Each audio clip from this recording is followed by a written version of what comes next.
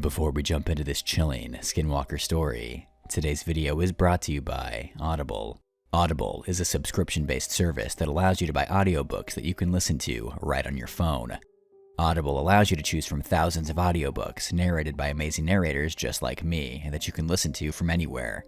Right now, I'm listening to The Dead Zone by Stephen King, narrated by Oscar-winning actor James Franco. It's the chilling story of a high school teacher who falls into a coma and wakes up with psychic abilities. Either click the link in the description below or head over to audibletrial.com/horrorromancer for your first 30 days free. You can cancel your membership anytime you want, and this helps the horror videos to keep on coming. Again, audibletrial.com/horrorromancer or click the link in the description below. Without further ado, let's jump into this frightening Skinwalker story. As legend goes, to become a Skinwalker, you must attain priesthood, and then kill a member of your own family. Then, and only then, can you gain the powers to shapeshift. Then, and only then, are you a true Skinwalker. According to local folklore, a man had done just that. An Indian priest had supposedly not only killed one, but 5 immediate family members of his. They never caught this man. He disappeared into the woods, never to be seen again. When Jason and Alex set out for their camping trip, they knew all the old legends, and they laughed at the idea that a Skinwalker would come get them if they trespassed on the old Indian land. The same land that the supposed murders had taken place. And why should they believe the legends? A man becoming a beast was probably the most ridiculous imaginable. Jason and Alex were brothers.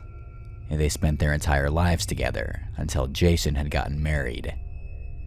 Then, Jason moved away and started a family, but not Alex. Alex stayed in their hometown, tending to their parents, making an honest living off the land and trying to be a good person. And Alex had succeeded at this. He hadn't broken a commandment in years, and was well on his way, well, in his own mind, to heaven. 3 years had passed between their last get-together, and 3 more might have passed if Alex didn't insist on a camping trip. But insist he did, and there they were. It was getting dark, and the 2 of them were laying out under the stars. They were deep in the woods, and they had no GPS or maps, but they knew the path back from where they were. They had gone there as kids many times. Never know. Huh? Alex replied. He only caught bits and pieces sometimes. We can never let Dad know, Jason reiterated. Know what?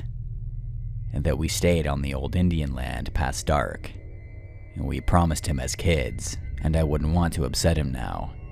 He's getting pretty close to being gone, and if we started an argument now, we may never be able to resolve it in time. For, just don't tell him, or Ma, okay? Okay, no problem.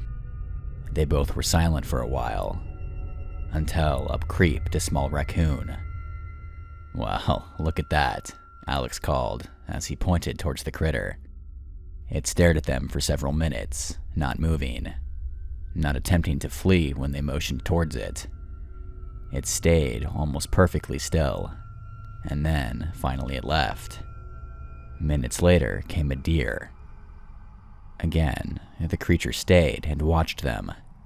Unwavering determination glared in its eyes. For about 2 hours, the duo was kept awake, as every animal they knew to live in the forest, and some they were almost sure didn't inhabit the area, came to gaze upon them. The final animal was a gray wolf. It slowly moved towards them, and when it was 5 feet away, it stopped. Don't move, don't panic, it'll go, Jason assured Alex. The wolf slowly stood up onto its hind legs, and then its limbs began to contort and pop.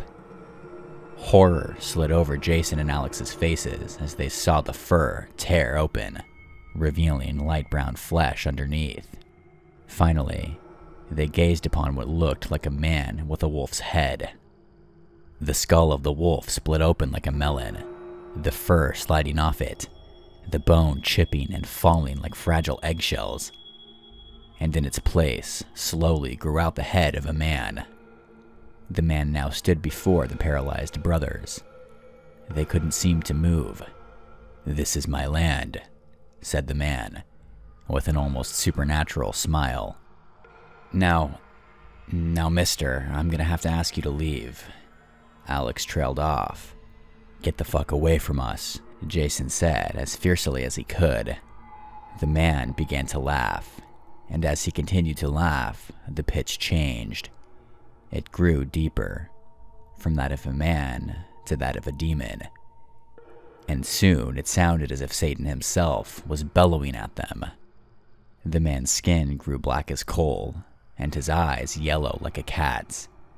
His demonic laughter echoed through the forest as he drew closer and closer. The brothers, being unarmed, they had no choice other than to flee, and that's exactly what they did. They ran as fast as they could, except instead of out to their cars, they were cornered into running deeper into the woods. For hours they seemed to play cat and mouse. Several times, animals they passed would burst open in a grotesque manner, revealing the deranged man, but they continued to run. Finally reaching a cabin, they ducked inside. They were filled with fear, and the brothers felt that leaving the cabin would end in their deaths. What they found in the cabin made them regret their ignorance on legends. For in the main bedroom of the cabin was corpses, at least 100 of them. Every animal they had seen that night was there, along with some larger bodies, some human bodies. It was then that the man burst into the room, except he was once more a wolf. In his deep voice, he snickered out, "Welcome home." The following week, the authorities found the cabin during the search for Jason and Alex. Both brothers' faces looked as if they were eaten by an animal of some sort. 6 days later, a security camera several states over caught Alex filling up a car with gas.